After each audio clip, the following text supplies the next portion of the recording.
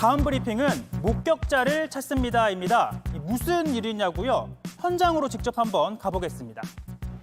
주로 교통사고 현장에서 볼 수 있는 현수막입니다. 그런데 이 현수막, 나무를 죽인 사람을 찾고 있다는 건데요.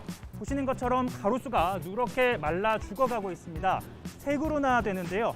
주변에 있는 다른 가로수와 비교해도 확연하게 구분이 됩니다. 구청은 누군가가 고의로 나무를 죽인 것으로 의심하고 있는데요. 과연 이 가로수 무슨 일이 있었던 걸까요?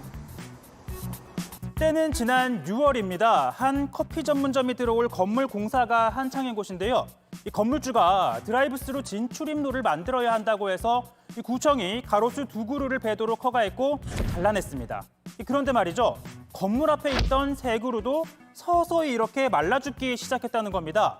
현장 조사를 벌인 구청은 누군가가 의도적으로 훼손한 것으로 판단했습니다. 이 주변에 있는 토양의 성분을 분석해봤더니 다량의 농약이 발견됐다는 건데요.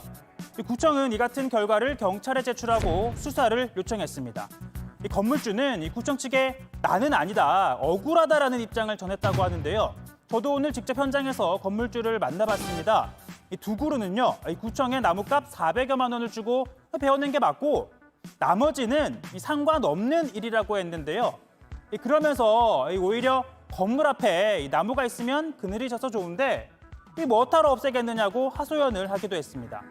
구청은 일단 수사와는 별개로 다음 달 중 기존의 나무와 같은 크기의 가로수를 다시 심겠다고 밝혔는데요. 통상 가로수를 교체할 경우 어린 나무를 심지만 이번에는 누군가가 큰 가로수가 싫어서 일부러 버린 일로 보이기 때문에 같은 일이 다시는 반복되지 않도록 하는 차원에서라고 합니다.